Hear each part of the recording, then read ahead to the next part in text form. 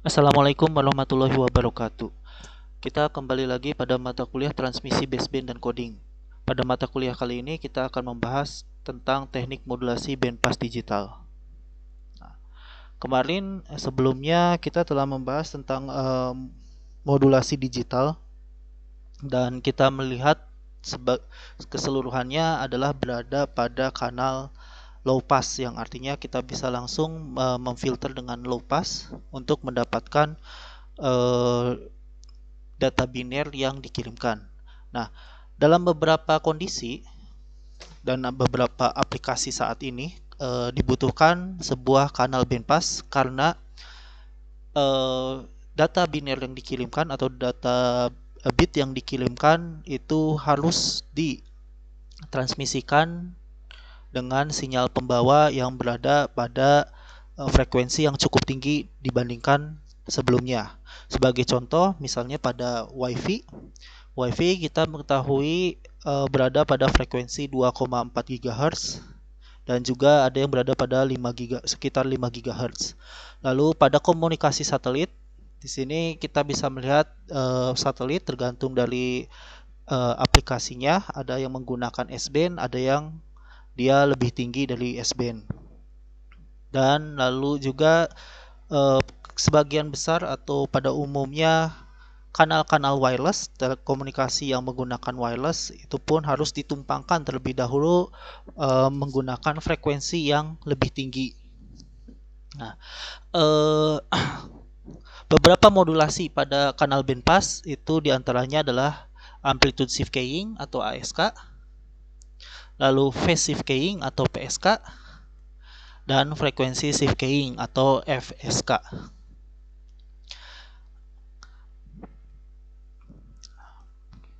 Nah, misal kita punya sumber biner yang mengeluarkan anggap aja simbol 0 dan 1.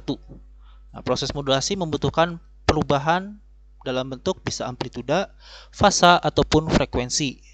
Sinyal yang merupakan amplituda, fasa atau frekuensi sinyal pembawa untuk membedakan bit yang dikirimkan apakah itu bit 0 ataupun bit 1.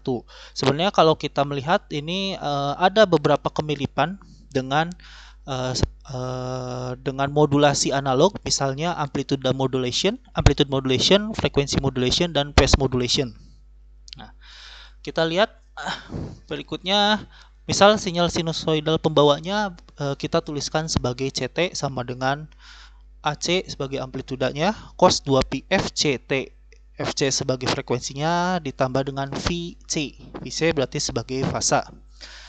Nah, di sini adalah kalau kita memvariasikan AC dan yang lainnya ditetapkan atau dibuat konstan, maka modulasinya menjadi BASK atau binary amplitude shift keying. Sedangkan kalau kita memvariasikan frekuensinya, maka modulasinya menjadi BFSK atau binary frequency shift keying, dan kalau kita memvariasikan fasanya maka menjadi binary phase shift keying. Ini seperti yang tadi saya jelaskan, bentuk-bentuk ini merupakan kasus khusus dari amplitude modulation, frequency modulation maupun phase modulation yang memiliki kesamaan fungsi sebagai juga proses bandpass. Kalau ditransmisikan pada kanal bandpass, maka bentuknya akan menjadi modulasi-modulasi tersebut. Nah, pada komunikasi digital CT, jadi sinyal carrier tersebut diukur sebagai ukuran unit energi setiap durasi bit. Jadi amplitudenya ini divariasikan, amplitudenya ini ditentukan tergantung dari nanti durasi bitnya, yaitu besarnya adalah akar dari 2 per TB. Dengan TB adalah durasi bit. Sehingga CT yang sebelumnya sinyal carrier-nya menjadi akar 2 per TB cos 2 pi FCT plus PJ. Nah, dengan menggunakan transformasi Fourier kita akan mengetahui bahwa kalau kita menurunkan durasi pulsa kotak, maka akan menyebabkan menaiknya bandwidth dari transmisi, meningkatnya. Nah, di sini kita tahu bahwa yang namanya transmisi transmisi data melalui kanal apapun membutuhkan suatu bandwidth tertentu yang umumnya sangat kecil gitu ya. Jadi kita harus benar-benar membentuk suatu periode bit tertentu yang dapat sehingga kebutuhan bandwidthnya itu bisa terpenuhi. Nah, pada asumsi kanal bandpass untuk kanal bandpass, misal kita punya skema modulasi linear untuk sinyal termanipulasi. Jadi sinyal yang dimodulasikan sebut saja dengan ST. Ini merupakan hasil kali atau multiplier dari BT dikalikan dengan CT. CT sendiri tadi adalah sinyal pembawanya, sedangkan BT adalah sinyal biner yang dihasilkan dari sumber. Dalam hal ini kalau misalnya dia berada modulasinya adalah binary atau biner, artinya BT-nya hanya berupa 1 dan 0 saja. Kita asumsikan bahwa fasanya itu 0 untuk memudahkan perhitungan. Nah, maka sinyal yang dimodulasi bentuknya akan menjadi akar 2/TB dikalikan BT cos 2pi FCT. Dengan asumsi bahwa FC frekuensi carrier-nya ini jauh lebih besar daripada bandwidth sinyal biner yang dibawakan. Jadi bandwidth dari bit itu harus jauh lebih kecil daripada frekuensi carrier-nya. Nah, hal ini untuk mencegah terjadinya overlap spektrum. Mungkin sudah pernah dijelaskan pada kasusnya AM, FM ataupun PM bahwa yang namanya frekuensi carrier tentu harus lebih besar daripada bandwidth daripada sinyal yang dibawanya atau data yang dibawa. Nah, sedangkan definisi energi sinyal per bit yang ditransmisikan adalah integral dari 0 sampai 1 periode ST kuadrat DT. Nah, dalam hal ini, kalau kita substitusikan ST dengan nilai yang sebelumnya, maka kita dapatkan bentuk seperti ini. Dan dengan identitas trigonometri untuk menghilangkan kuadrat pada cos ini, maka kita gunakan sudut ganda seperti ini bentuknya, sehingga hasilnya bisa kita pisahkan antara yang satu, yang ini, dengan yang bentuk kedua. Nah, di sini. Nah, kita perhatikan bentuk kedua ini ada bentuk cos 4pi FCT melalui BT kuadrat. Bahwa dengan asumsi bandpass menyatakan bahwa BT kuadrat atau bit ini, setiap periode bit ini BT kuadrat itu mendekati konstan pada satu periode sinyal sinusoidal. Kenapa demikian? Karena tadi kita menyatakan bahwa FC harus jauh lebih besar daripada bandwidth sinyal binernya. Di sini FC jauh lebih besar daripada frekuensi dari sinyal biner. Ini menandakan bahwa periode bitnya itu akan periode untuk binernya ini itu akan lebih kecil daripada periode si sinusoidalnya. Dengan kata lain, dia akan terlihat seperti konstan. Maka karena ini BT ini nilainya konstan, yaitu satu angka, dan untuk cos satu periodenya ini cos 4pi FCT, integral dari satu periode cos adalah 0. Kalau kita melihatkan dalam satu periode bit, maka besarnya ini juga adalah bernilai 0. Sehingga sisanya hanya bagian yang kirinya saja. Energi bit itu bisa dihitung menggunakan 1/TB dikalikan integral dari 0 sampai periode bit, 1 periode bit BT kuadrat DT. Energi sinyal yang ditransmisikan per bit merupakan energi sinyal biner yang datang yang menentukan bentuk modulasi sinyal pembawa. Jadi energinya itu hanya dipengaruhi oleh bit keluaran dari sumbernya saja. Besarnya 1 ataupun 0 dalam kasus biner. Nah, kita akan membahas masuk ke amplitude shift keying dan fokuskan kepada binary amplitude shift keying. Ini merupakan salah satu bentuk paling awal dari modulasi digital yang digunakan pada telegraf radio awal abad ke-20. Aliran biner BT-nya dianggap sebagai sinyal on-off. Jadi BT-nya itu memiliki amplitude akar dari EB atau energi bitnya untuk simbol 1 dan bernilai 0 untuk simbol 0. Jadi seperti switch on dan off saja. Sehingga kalau kita gabungkan dengan sinyal modulasi BASK yang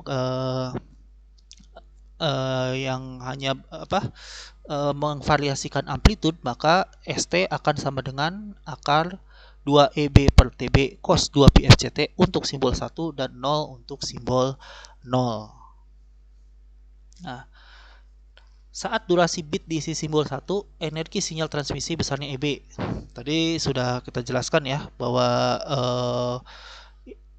yang di sini. Nah, seperti itu tergantung dari bitnya. Artinya pada saat BT-nya bernilai akar EB, maka energi bitnya adalah EB. Sedangkan saat isi simbol 0, energi sinyal transmisinya besarnya adalah 0. Sehingga energi rata-ratanya bisa kita hitung dengan EB dibagi 2. Tapi persamaan ini bisa terpenuhi jika kedua simbol 1 dan 0 tersebut sifatnya adalah equiprobable, artinya memiliki probabilitas kemunculan yang sama.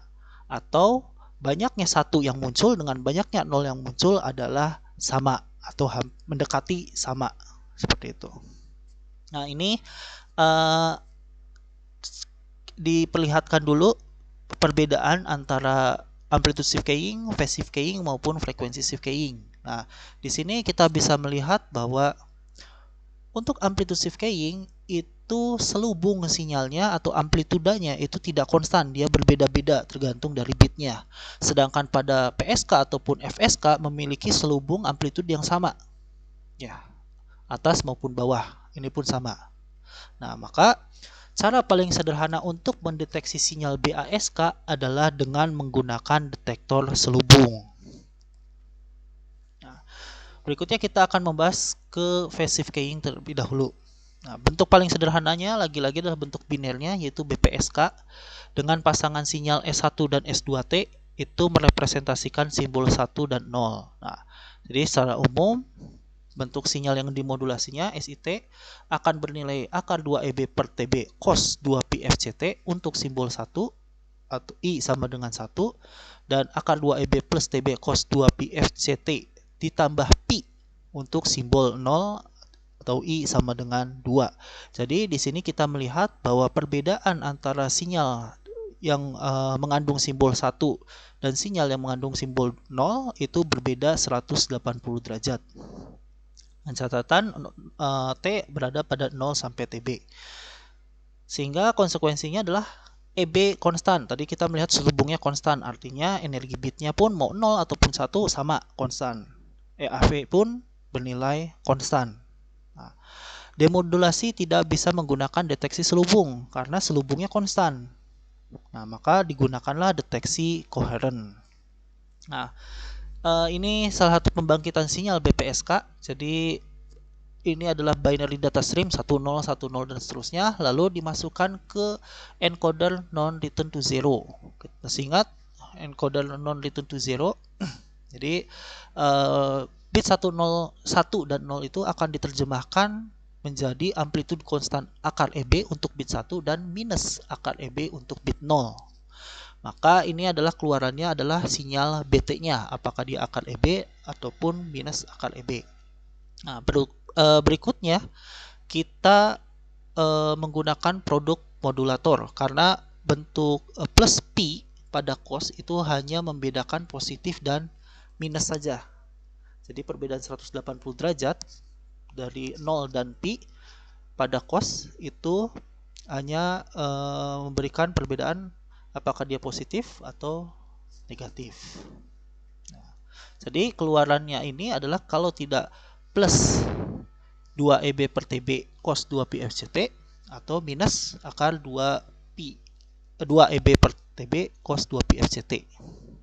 Nah, lalu ditransmisikan kepada kanal bandpass dan akan diterima pada deteksi sinyal BPSK seperti ini. Oke. Nah, pertama pada sinyal BPSK yang diterima, yang tadi hasilnya adalah sebentar, maaf, aduh. Nah, hasilnya adalah ini. yang dikalikan dengan akar EB atau minus akar EB, maka dikalikan dengan frekuensi yang sama atau replika dari CT. Nah, artinya di sini penerima itu harus tahu frekuensi carrier-nya apa, fasanya berapa, dia harus punya informasi itu. Nah, setelah dikalikan, kenapa ini harus dikalikan? Nah, lihat pada identitas trigonometri, pada perkalian trigonometri, perkalian ini yaitu misalnya ini untuk bit 0, ini untuk bit 1 dan ini untuk bit 0. Kalau kita kalikan dengan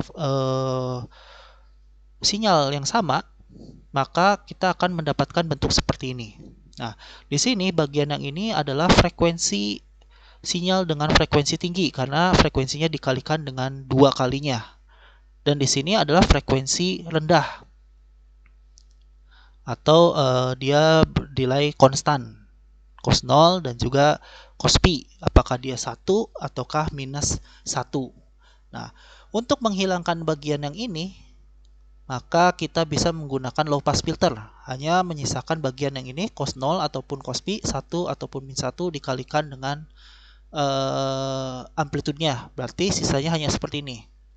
Ini yang sebelah kiri untuk merepresentasikan bit 1 dan yang sebelah kanan untuk merepresentasikan bit 0. Nah, artinya di sini kita tinggal membedakan mana yang positif, mana yang negatif menggunakan decision making, biasanya menggunakan komparator ataupun threshold. Jadi kalau misalnya sinyal yang diterima di sini adalah lebih besar dari 0 misalnya, maka itu adalah bit 1, sedangkan kalau kurang dari 0 itu adalah bit 0. Seperti itu. Penerima BPSK dikatakan koheren jika sinyal referensi sinusoidal produk modulator sinkron fasa dan frekuensi dengan sinyal pembawa yang digunakan. Nah, tadi saya sudah menyatakan bahwa ini harus sama dengan replika dengan sinyal pembawa yang dikirimkan. Maka disebut dengan koheren. Nah, hal ini dapat dicapai dengan menggunakan phase lock loop. Penerima juga harus memiliki informasi akurat tentang interval tiap simbol biner. Jadi berapa periodenya atau berapa intervalnya. Nah, LPF-nya yang tadi harus memiliki bandwidth lebih besar atau sama dengan TB. Nah, untuk nanti menghilangkan sinyal dengan frekuensi tinggi yang ini. Nah, berikutnya adalah frekuensi shift keying. Bentuk paling sederhana adalah BFSK, binary frequency shift keying. Simbol 1 dan 0 dibedakan dengan mentransmisikan dua sinyal sinusoidal yang berbeda frekuensi, S1T dan S2T. Nah, misal ini bentuknya adalah seperti ini. Maaf, ini kayaknya bukan 2 ya, harusnya TB ya. Jadi bentuknya sama seperti, nah ini TB, jadi 2 EB per TB. Nah, maka di situ pun bukan 2 harusnya, tapi adalah 2 EB per TB. Nanti mohon untuk diganti masing-masing. Nah, jadi ini di sini adalah cos 2PF 1T dan cos 2PF 2T untuk simbol 1 dan untuk simbol 2. Di sini seolah-olah kita melihatnya bahwa antara F1 dan F2 itu tidak memiliki hubungan. Nanti kita akan melihat bahwa F1, F2 memiliki suatu hubungan tertentu sehingga bentuknya menjadi dapat dikatakan linear ataupun fasa konstan. Nah, sinyal BFSK itu direferensikan sebagai BFSK Sunde. Jadi Sunde itu nama orang yang mempropos metode BFSK ini. Modulasi sinyal ini disebut sebagai sinyal fasa kontinu. Nah, nanti kita akan lihat. Jadi sebenarnya BFSK ini bentuknya seperti BPSK tapi memiliki perubahan fasa yang kontinu. BFSK Sunde merupakan bentuk paling sederhana dari sinyal modulasi digital yang dikenal sebagai sinyal Continuous Phase Frequency Shift Keying atau CPFSK. Pada BFSK Sunde, beda frekuensi delta F yang ditransmisikan dari simbol 0 ke simbol 1 atau sebaliknya sebanding dengan bit rate sumber data. Jadi F1 dan F2 itu beda frekuensinya itu sebanding dengan bit rate-nya. Jadi tadi kan 1 per TB ya, artinya dia sebanding dengan 1 per TB. Nah, sedangkan bentuk khusus CPFSK itu dikenal dengan minimum shift keying dengan nilai delta F ini berbeda dengan BFSK-nya Sunde. Kita akan melihat di sini contoh dari minimum shift keying atau MSK. Pada MSK beda delta F-nya ditentukan oleh delta F sama dengan F2 min F1 sama dengan 1 per 2 TB. Nah, jadi kalau pada Sunde itu delta F sebanding dengan 1 per TB atau sebanding dengan bitrate, maka pada MSK itu delta F itu sebanding dengan 1 per 2 TB atau setengah bitrate-nya. Dengan frekuensi pembawa tak termodulasi itu besarnya FC sama dengan setengah dikali F2 ditambah F1. Artinya adalah FC-nya sebenarnya di tengah-tengah antara F1 dengan F2. Sehingga kalau kita tuliskan F1 sama dengan FC ditambah delta F per 2 untuk simbol 1 dan F2 sama dengan FC dikurangi delta F per 2 untuk simbol 0. Nah, dengan demikian sinyal MSK bisa didefinisikan sebagai bentuk seperti ini. Jadi dia seperti PSK dengan suatu nilai fasa yang akan diubah. Gitu. Divariasikan. Dengan θ adalah fasa dari sinyal MSK tersebut. Saat frekuensi F1 ditransmisikan yang mewakili simbol 1, kita melihat bahwa delta T-nya besarnya adalah 2pi delta F per 2 dikalikan dengan T. Nah, itu dilihat dari di sininya yang ini. Nah, FC ditambah delta F per 2 untuk F1-nya. Jadi dituliskan yang ini FC mana F1 sama dengan FC ditambah delta F per 2. Di sini delta F per 2. Nah, maka ini delta T akan sama dengan pi T per 2 TB. Nah, di sini terlihat bahwa pada saat T sama dengan TB, yaitu pada saat besarnya sama dengan periode bitnya, maka transmisi delta T ini menjadi pi per 2 atau dinaikkan fasanya sebesar pi per 2 radian. Kebalikannya, pada saat frekuensi F2 yang ditransmisikan, maka delta T-nya akan berbentuk 2pi min delta F per 2 kali T sama dengan min pi T per 2 TB. Maka pada saat T itu sama dengan periode bitnya, T sama dengan TB, maka frekuensi transmisinya itu dari simbol 0 menurunkan fasa sinyal ST tersebut sebesar pi per 2 radian. Jadi sebenarnya perbedaannya di sini, kalau pada saat mengirimkan simbol 1 dia menaikkan fasa menjadi pi per T, pi per 2, dan pada saat mengirimkan simbol 0 dia mengirim fasa sebesar min pi per 2. Perlu dicatat bahwa perbedaan frekuensi delta F pada MSK adalah nilai minimal jarak frekuensi antara simbol 0 dan 1 yang membuat FSK ortogonal koheren. Jadi delta F ini tidak boleh lebih kecil daripada yang ditentukan oleh MSK. Kita melihat untuk tadi ketiga tipe modulasi, ada yang BASK, BPSK, dan BFSK. Nah, ini sinyal-sinyal yang ditransmisikan oleh masing-masing modulasi untuk bit 1 maupun bit untuk simbol 1 ataupun simbol 0. Kalau dia berupa biner, artinya simbol dan bit itu sama ya artinya. Sedangkan representasi fasornya dapat digambarkan seperti ini. Nah, untuk amplituda maka dia antara 0 dan juga 1. 0, 1, 0, 1. Sedangkan untuk BPSK beda fasanya tadi adalah 180 derajat di bagian sini dan juga bagian. Jadi yang ini simbol 1 sebelah kanan dan berputar 180 derajat sebelah kiri. Sedangkan untuk BFSK, nah bentuknya adalah seperti ini. Ini untuk simbol 1 dengan ini adalah simbol 0. Bedanya tadi antara frekuensi carrier-nya adalah pi per 2 plus dan pi per 2 minus. Jadi totalnya adalah 90 derajat. Seperti itu. Materi untuk bagian 1 sampai di sini. Terima kasih atas perhatiannya. Assalamualaikum warahmatullahi wabarakatuh.